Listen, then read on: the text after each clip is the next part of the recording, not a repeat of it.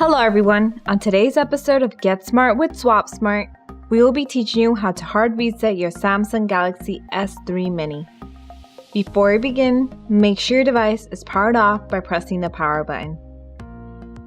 To hard reset your device, we will need to press the volume up button, home button, and power button.